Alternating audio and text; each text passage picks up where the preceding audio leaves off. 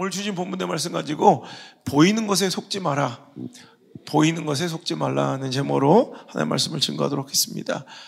결론은 뭐냐면 주제는 보이는 게 다가 아니다. 보이는 게 다가 아니다. 보이는 게 전부가 아닙니다.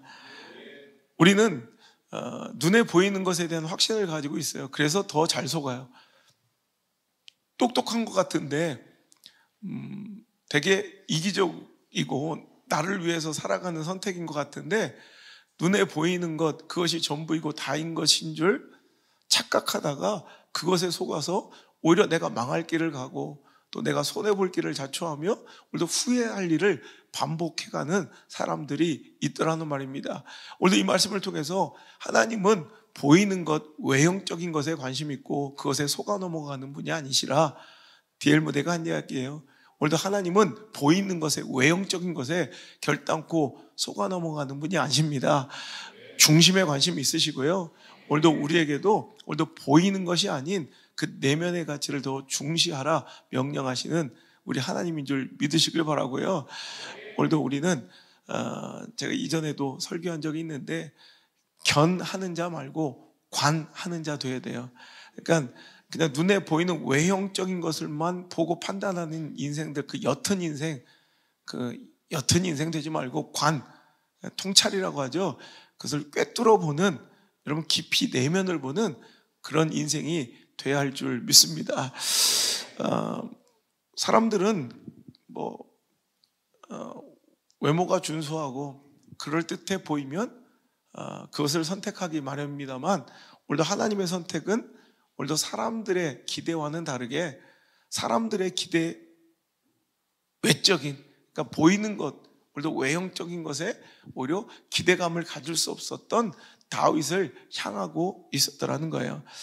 여러분, 오늘 그냥 말씀의 핵심 주제를 벌써 그냥 말씀드리면 눈에 보이는 것으로, 그러니까 내 눈에 보이는 것으로 모든 것을 판단하려 하지도 또 확신하려 하지도 말아야 된다는 것이고, 또 눈에 보이는 상황, 현상에 너무 속지 말고 그 상황, 눈에 보이는 상황에 너무 절망하지도 또 교만 떨지도 그 외모에 휘둘리지도 말아야 한다는 것입니다.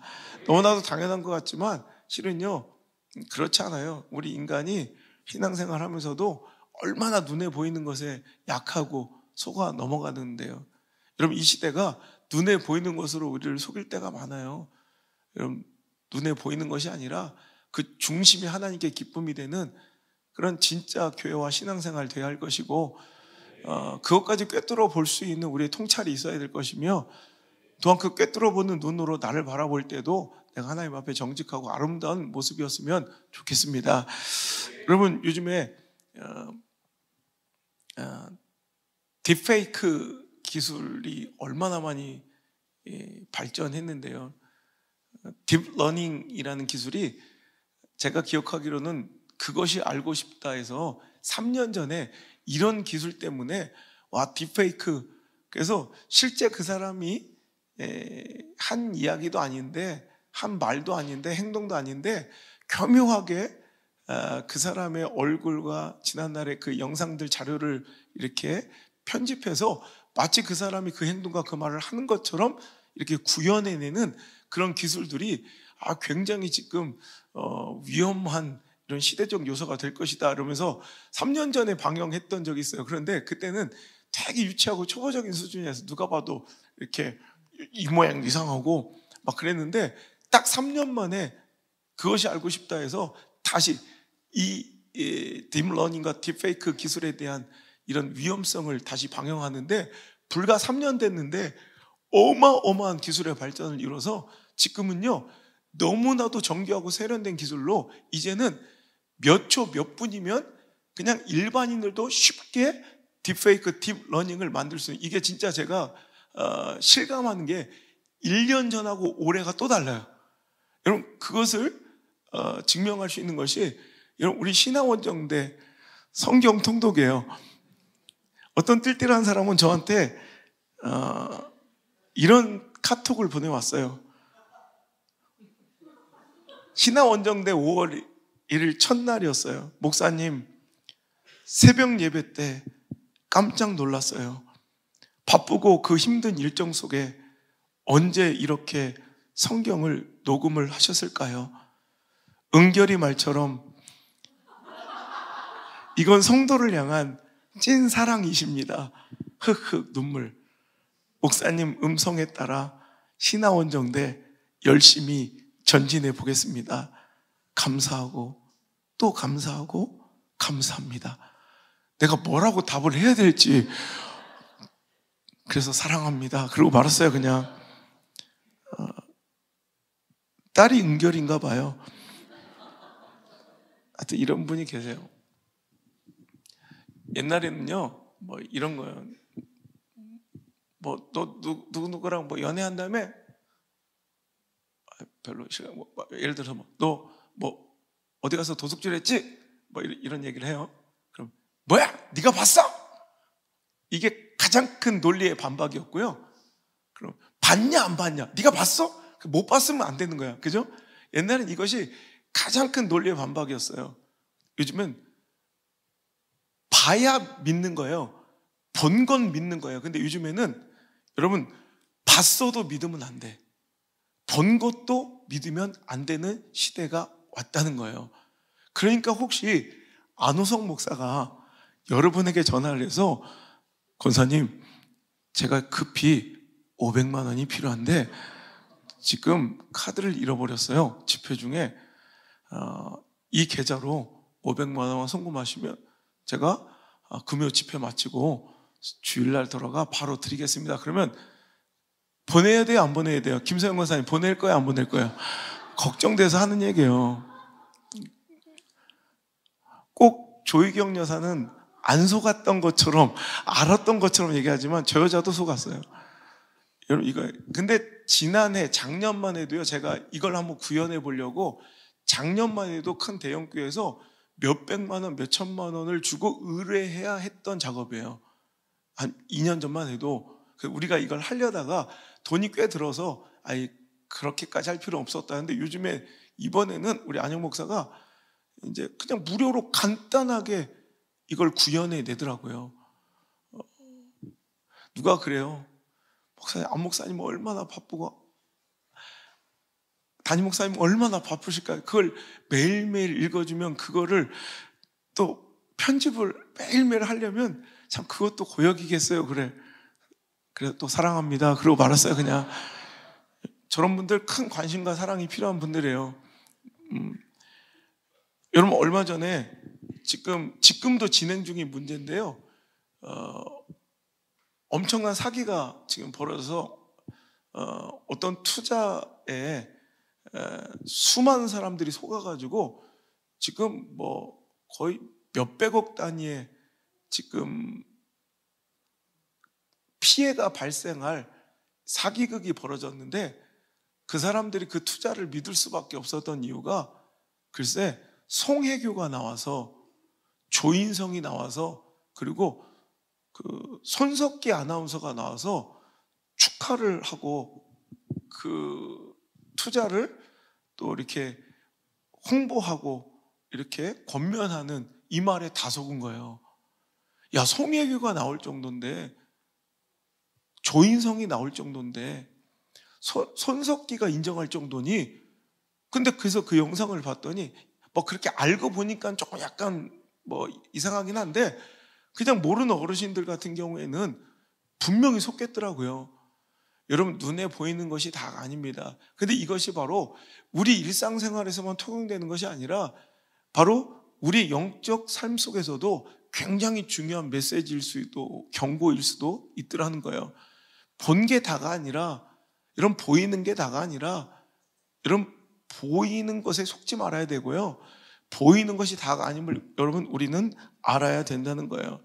우리는 너무 여러분 보이는 것에 집착해서 여러분 건물, 사람 숫자, 외형적 경건함, 여러 가지 형식들 여러분 이런 걸로 자꾸 치장하고 포장하며 또 그것에 속아요.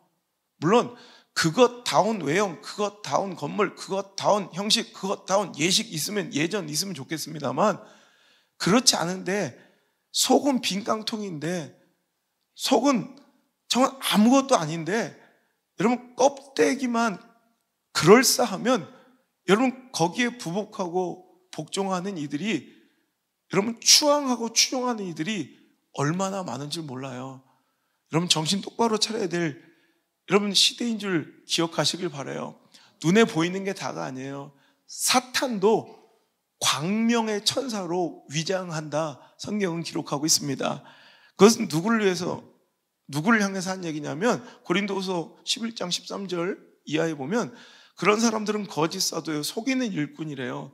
14절, 이것은 이상한 일이 아니라 사탄도 자기를 광명의 천사로 가장하나니. 15절, 그러므로 사탄의 일꾼들도 자기를 의의 일꾼으로 가장하는 것이 또한 대단한 일이 아니니라.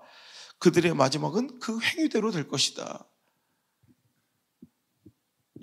여러분, 하나님 믿지 않는 목사, 전혀 예수 믿지 않는 신앙생활, 번듯한 종교생활, 그 안에 성령의 기름 부음과 하나님의 은혜가 거하지 않는, 하나님의 임재가 거하지 않는 굉장히 그럴싸한 디렉팅된 예배들. 근데 그것에 권위를 부여해 주는 것이 무엇이냐? 눈에 보이는 것들 아니냐라는 거예요. 물론 그에 못지않게 여러분 임재와 성령의 기름 부음과 영성과 영권과 진정성과 신실함과 거룩함과 경건함이 더하여지면 좋겠습니다만, 여러분 그렇지 않은, 여러분 껍데기만 그럴싸한, 보이는 것에만 치장한 여러분 그런 예배와 예식과 의전들과 형식들과 종교생활은 없느냔 말이에요. 여러분 그 권위에 짓눌려 고개 숙인 목회자와 교회와 교단과 여러분 어떤 학력의 스펙, 이런 것들은 여러분 없냐는 거예요. 분명히 말한 건데 우리들 있어. 거기에 다 속고 그것으로 만족하며 속여가며 이제 무엇을 위한 본질의 목적도 잃어버린 채, 이제 그래야 사람들이 오고 그래야 사람들이 인정하고 그래야 사람들이 그 말씀에 권위를 부여하면 이제는 그것을 확보하고 그것을 홍보하고 만들어내는데 모든 열정과 에너지를 쏟고, 또 그것이 확보되면 이제 수많은 사람들은 그것에 속아 또 많은 추종이 시작되고. 여러분 경건을 외치는 자가 아니라 경건을 삶으로 사는 자를 따라야 하고 신뢰해야 합니다. 거룩해 보이는 자가 아니라 거룩한 자를 신뢰하고 따라야 합니다. 그렇지 않으면 정말 험하고 헛된 일에 하나님의 나라와 그 뜻을 위하여 쓰여야 될 우리 성도들과 교회들의 헌신과 희생과 눈물과 기도가 여러분 헛된 곳에 쏟아져 말도 같지 않은 일에 쓰일 수 있더라는 거예요. 여러분 우리가 내 판단을 믿고 내 결정과 선택을 너무나도 신뢰하는 이런 망조가 이 마지막 때 한국교회 가운데 임한 것 같아요. 제가 늘 얘기하지만 여러분 절대 신앙은 내 자신을 절대로 의지하거나 신뢰하거나 믿어서는 안 돼요. 절대로 신앙은 나를 믿는 게 아니에요. 하나님만 믿고 하나님만 신뢰하고 하나님만 의지해야죠. 근데 자기 신앙을 겁나 믿고요, 제 아버지 신앙을 겁나 믿고요, 자기가 지내왔던 경험을 겁나 믿고요, 하찮고 허접한데 자기의 경험, 자기의 집안 내력, 자기의 판단 결정, 정말 조악하기 짝이 없고 허접하기 짝이 없는 기도도 안 하고 경건생활도 안 하면서 자기 판단과 선택을 얼마나 하나님의 자리에 올라서 교회를 아우르고 교회를 마음대로 자기가 주장하려고 하고 자기 판단과 결정과 자기 의견이 하나님의 의견처럼 여러분 무호하다 믿는 이런 이상한 사람들과 집단들이 얼마나 많아지는지 몰라요.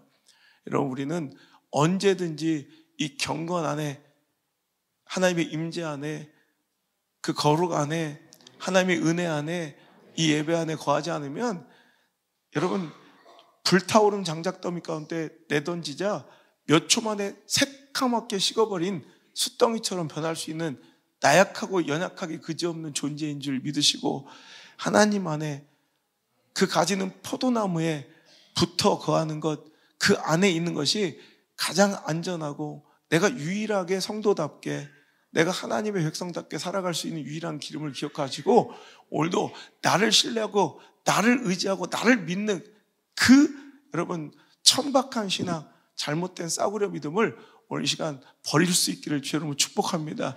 우리의 보이는 것에 대한 판단이 얼마나 허무하고 무지한지 여러분 보이는 게 다일까요? 제가 뭐 자녀들도 있고 그러는데 한번 그림 2편 보여드릴까요? 자, 이 그림 한번 보세요. 여러분 마음은 어때요?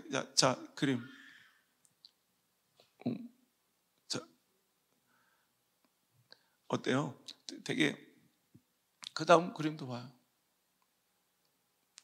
오케이, 내려주세요. 어때요? 여러분이 볼 때 되게 외설적이죠?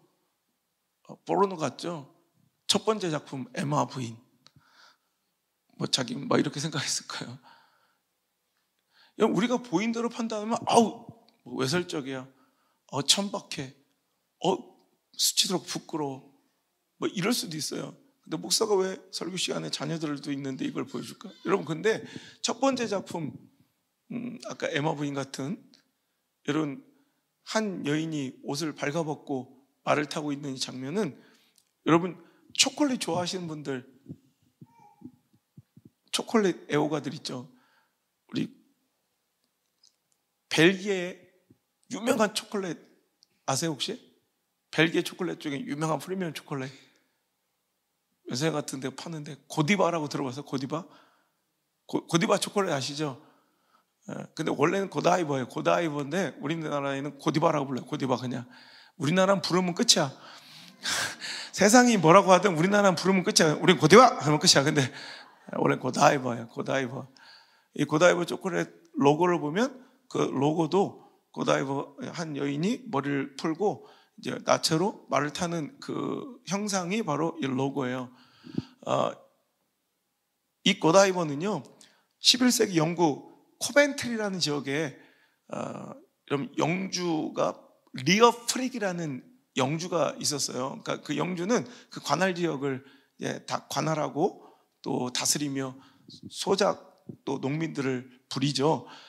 그 리어 프릭이라는 영주의 부인 이름이 바로 고다이버예요. 근데 이 리어 프릭은 너무나도 못된, 그러니까 시민들에게 과중한 세금을 매기고 가혹한 정책을 시행하는 아주 엄격하고 냉혹한 영주로 유명했어요.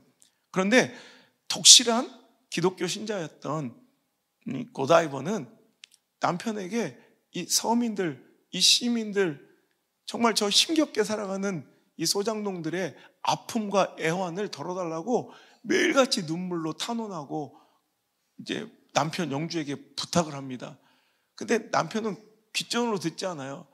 그러다가 이 리어 프릭 영주가 하도 귀찮게 하니까 자기 부인 고다이버에게 너 그럼 네가 진짜로 그들을 사랑하고 농민들과 시민들을 사랑하고 그들을 위해서 이렇게 세금을 감면하길 원한다면 네가 백주 대낮에 옷을 빨개 벗고 말을 타고 이 성내를 한 바퀴 돌면 내가 네 소원 들어줄게. 그때 당시 고다이버가 16살이에요. 16살짜리 자기 아내, 젊은 아내에게 당연히 못할 거라 생각, 그러니까 입 닥치고 있어, 너 못할 거잖아 이러면서 제안한 거예요. 그런데 고다이버는 정말 그럴 수만 있다면 농민들과 소작농들과 시민들의 애원과 아픔을 덜어줄 수 있다면 자기가 하겠노라고.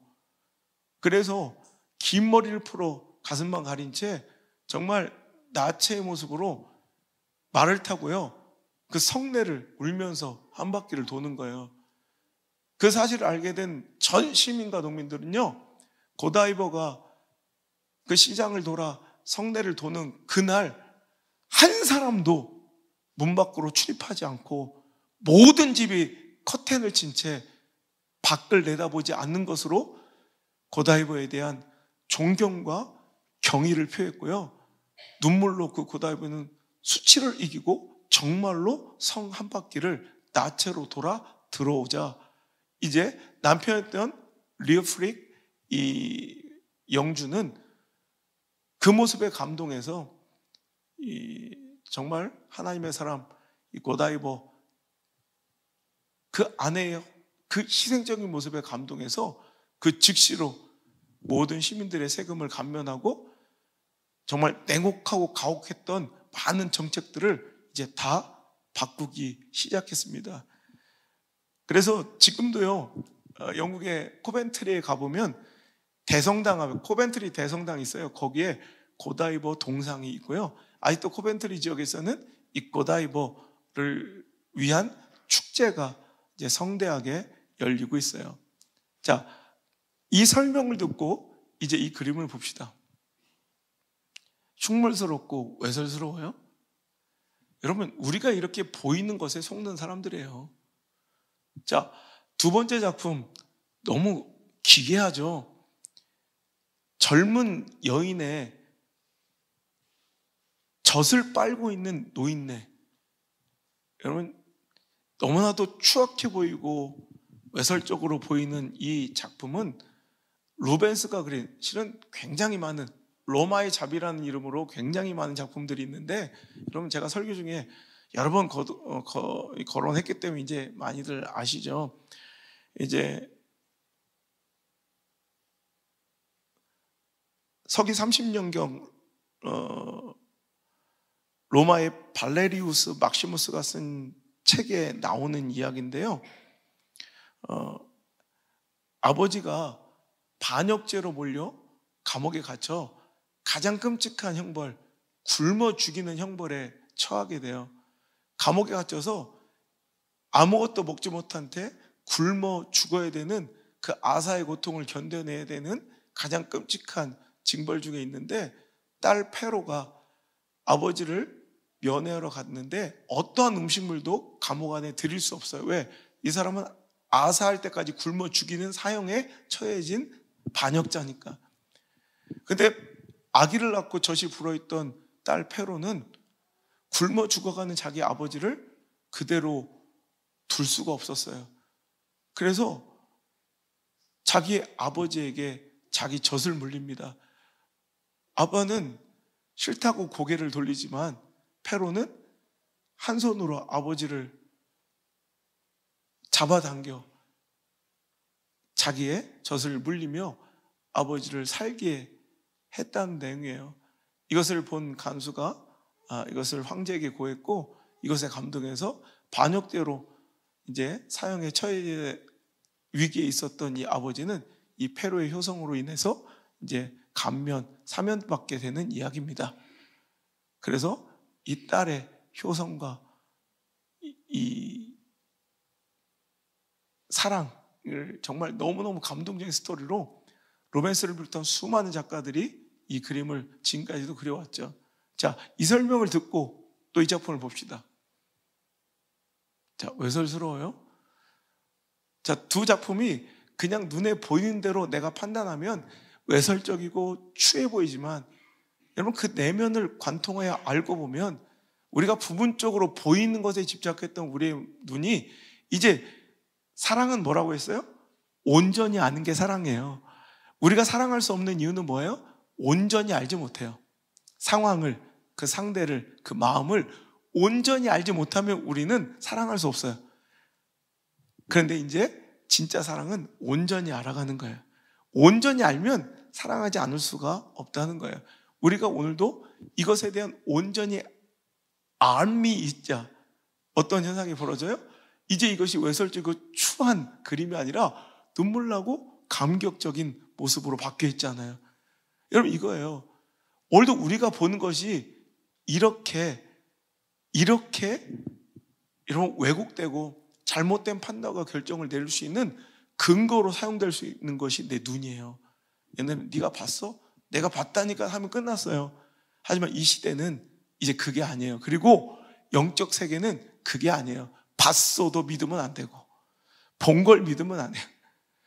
본대로 여러분 믿는 것이 아니라, 여러분 들은 대로 판단할 것이 아니라, 여러분 겪고 온전히 알아, 여러분 그 상황과 사람을 알아가는 그 성숙한 노력이 여러분 필요할 줄 믿습니다.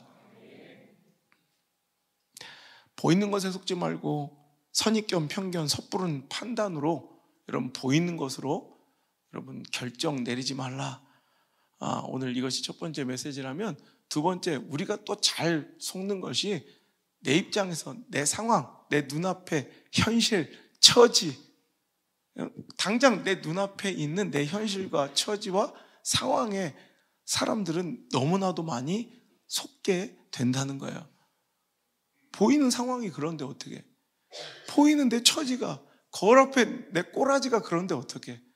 그래서 여러분, 사람들은 굉장히 자기를 위해서 살아가는 이기적인 존재인 것 같으면서도, 사람은요 점점점 뭔가 이 현실적 어려움을 당하게 되고 상황에 이런 극단에 처하게 되면 희귀하게도 자기 파괴적인 선택과 결정과 행동들을 굉장히 많이 해요. 인간은 되게 약삭빠르고 되게 이기적이고요, 되게 자기중심적이에요. 그죠? 그럼 끝까지 나를 위해서 살아야 될 것 같지만, 그 상황이 완전히 어두워지고 처지가 급박해지고 상황이 너무 여러분 절박해지면 오히려 자기 파괴적인 이상한 행동들을 해요. 속은 거예요. 보이는 상황에 속아서 그래요. 여러분, 그럴 때 보이는 상황을 믿지 말고 보이는 현실로 인하여 파괴적인 판단과 결정을 내리지 말고 나를 향하신 하나님의 마음, 그리고 하나님의 말씀만 봐야 돼요. 지난주 말씀에 수많은 분들이 연락이 오더라고요. 뭐 죽을 뻔했다, 사는 분도 계시고, 자살하려고 했는데 다 준비해놨는데 중단했다는 분도 계시고, 막 편지를 몇 장을 써서 보내신 분들도 막 전국에서 계세요. 자, 거기서 했던 말씀이 뭐예요? 다른 거 듣지 마, 다른 거 보지 마. 나를 향한 하나님의 음성만, 하나님의 마음만, 나를 향한 하나님의 시선과 손길만 중요하지, 다른 거 속지 말라고, 다른 거 듣지 말라고. 근데 우리는 자꾸 그거가 더 잘 보여, 크게 보여. 왜? 보이니까 당장. 근데 하나님의 손길과 도심과 나를 향한 마음과 눈길은 잘 못 보죠. 그래서 예배가 필요한 거예요. 그래서 불 끄고 기도가 필요하고 눈 감고 기도가 필요한 거예요. 눈 뜨고 있으면 자꾸 상황 보이니까, 눈 뜨고 있으면 현실이 보이니까, 눈 뜨고 있으면 어이 깜짝이야, 옆 사람 보이니까.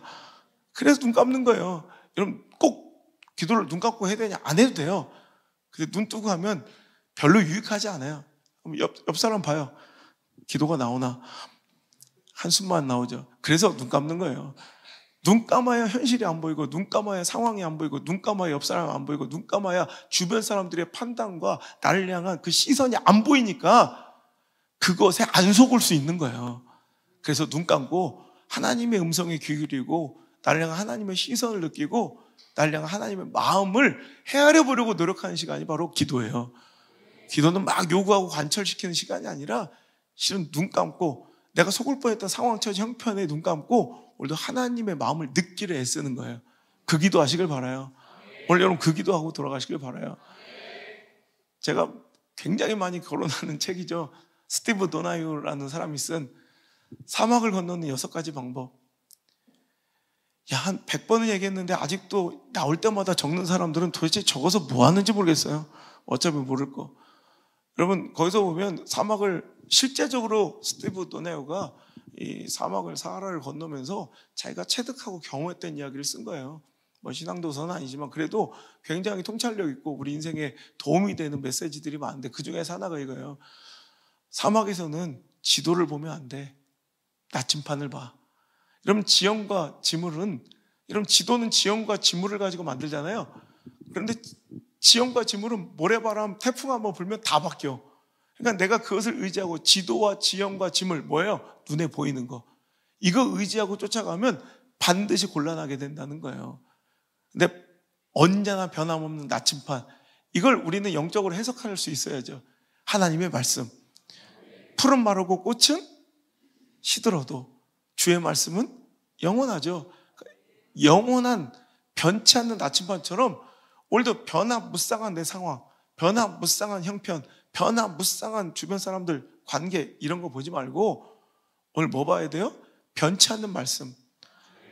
여러분, 나를 향하신 변치 않는 하나님의 사랑. 제가 늘 기도하죠. 하나님, 나의 사랑. 저는 맨날 기도해요. 나의 사랑. 나를 향한 그 사랑이 어찌 조금도 변함이 없어요. 난 진짜 50년 살아도 하나님 나를 향한 그 사랑이 조금도 변함이 있으신 걸 본 적이 없어요. 혹시 본 적 있으면 제보 바라요. 나를 향한 그 사랑이 조금도 변함이 없으신. 그러니까 그거 변함없는 거 봐야 돼요. 여러분, 전투기 조종사들이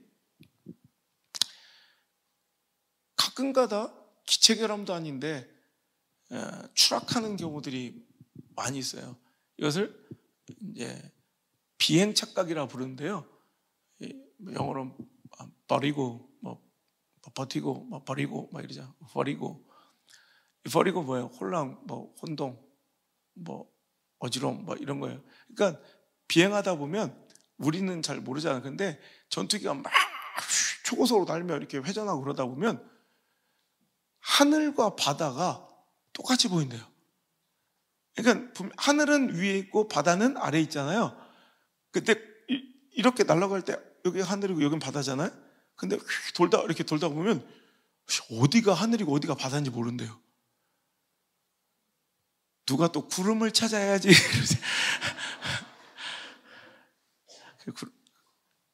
그래가지고요, 분명히 나는 하늘로 상승한다고 생각하는데 실은 바다로 급하게 고꾸라져 처박혀서 스스로 바다로 처박혀서 폭발을.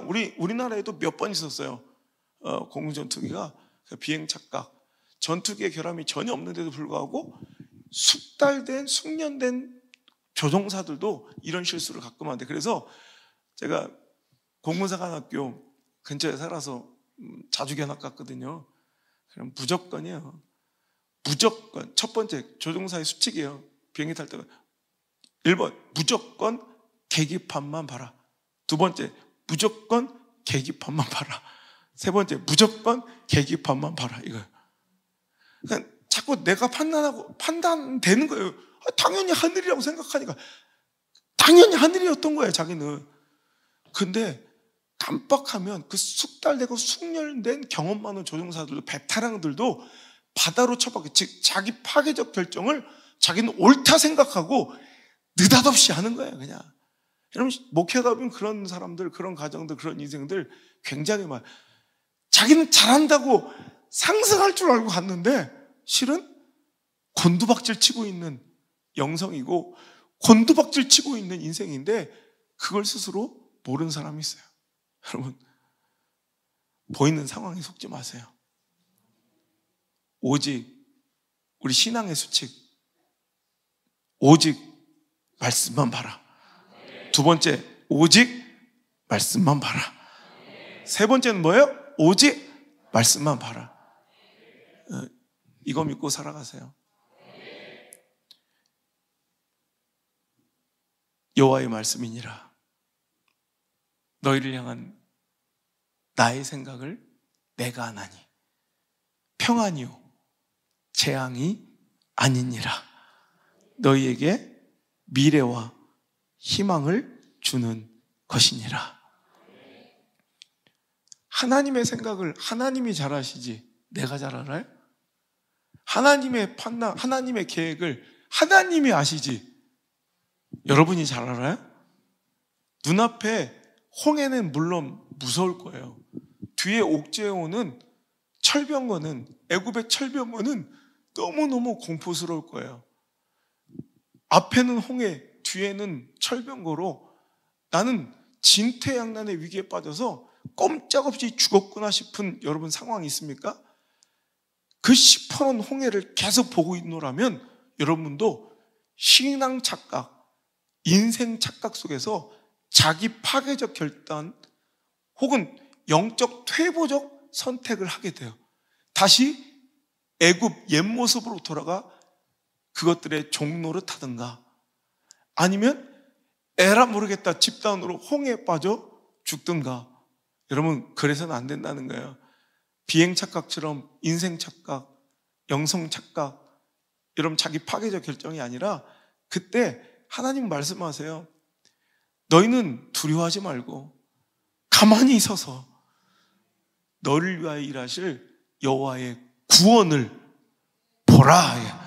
하나님 봐야 살아요. 요셉의 눈앞에 계속 연거푸 맞닥뜨린 인생은요, 절망처럼 보여요. 그러니까 속는 거예요. 찢어진 채색 보면, 갈기갈기 누더기 된 채색옷 보면 끝내버리고 인생 더 이상 소망 없어 보이고 누구 하나 믿을 놈 없어 보여요. 여러분, 구덩이에 빠져있는 그 밑바닥에 내 모습을 보면 초라해서 더 이상 여러분 소망이 없어 보여요. 너덜너덜 짐승처럼 노예가 되어 끌려가고 있는 자신의 여러분 발걸음 바라보면 여러분 차라리 해서 확 혀껴 물고 죽어야 돼요. 짐승처럼 부려지고 팔려지다가 충성 다해 형통함을 안겨주었지만 돌아온 것은 여러분 억울한 누명, 차디찬 감옥 밑바닥에서 정말 또 이러고 살고 있는 자기 모습 보면 이건 끝내버려야 돼요. 지금 여기서 뭐 상황 보면, 현실 보면, 내 꼬라지 보면, 여러분 주변 사람들의 평가와 판단 보면 이건 끝나야 돼요. 하지만 하나님의 계획을 보셔야 돼요. 날 향한 하나님의 계획은 하나님이 알고 계세요. 재앙 아니에요. 절망 아니에요. 실패 아니에요. 끝난 거 아니에요. 나는 절망이라 하는데 하나님 희망이라 하시고, 나는 실패라 하는데 하나님은 승리라 하시고, 난 졌다고 포기하려 하는데 항복이라 하는데 하나님은 아니래요. 이제 반전의 드라마의 주인공이 너라고 말씀하시는 거예요. 오늘 여러분 뭘 볼 거예요? 또 상황 볼 거예요? 아니면 오늘 당신에게 주신 이 말씀 볼 거예요? 오늘도요, 제가 다른 말씀 준비했는데 왜? 말씀이 겹치잖아요, 주일 말씀과. 이렇게 겹치는 말씀은 연거푸어 준비하기가 쉽지 않아요. 다른 말씀 준비해서 완벽한 원고로 있어요. 그런데 오늘 하나님 또 주셔서 이 피곤한데 새벽부터 지금까지 밥도 제대로 먹고 수제비 한 그릇 먹고 지금까지 금식하면서 갑자기 다시 주신 말씀 다시 준비해 온 거예요. 왜? 당신이 또 상황에 속고 있으니까, 또 눈에 보이는 것 보고 또 속으려고 하니까 정신 차리고 말씀 나침반 보여주시는 거예요. 이거 봐라, 너. 다른 거 보지 마, 이거 봐라. 그 말씀이 날량하신 말씀인 줄 들리시면 아멘. 이거 봐라, 이거 봐. 너 또 상황 보고 있지? 너 또 형편 보고 있지? 너 또 희박한 그 가능성 보고 있지? 그러니까 죽을 것 같지? 끝난 것 같지? 너 이제 포기해야 될 것 같지? 아니다. 말씀 봐라. 네 인생의 사막을 건널 수 있는 유일한 방법은 상황, 형편, 가능성, 확률, 통계, 분석의 지도가 아니에요. 바로 말씀이란 나침반이지. 말씀을 봐라. 정훈아, 말씀을 봐라. 성빈아, 말씀을 봐라. 수녀가, 말씀을 봐라. 수연아, 할렐루야.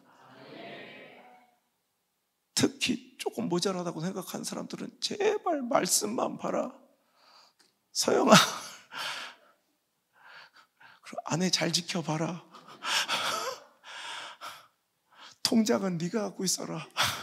광천아, 이렇게 하나님께서 말씀하시는 중에 말씀을 맺겠습니다. 오늘 집사람과 약속을 했어요.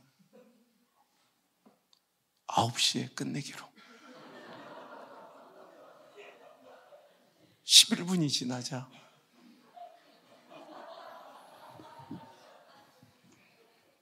하나님, 저거 보지 않겠습니다. 오는 것만 보겠나이다 했지만 또 보이는 걸 어떻게? 보이는 게 다가 아니에요. 이제 오늘도 보이는 상황에 무너지지 말고 하나님 말씀 붙들고 맛을 보며, 여러분 사막의 음침한 골짜기 같은 그 상황에서 유일하게 살 수 있는 방법은 목자 되신 여호와 하나님의 지팡이와 막대기, 그게 말씀이에요. 그것만 따라가고 그 음성만 따라가면 반드시 당신의 인생의 끝은 푸른 초장일 것이고 쉴만한 물가인 줄 믿으시길 바라요. 내 생명을, 내 목숨을, 내 심장을 걸게 끝까지 갑시다. 찬양합시다.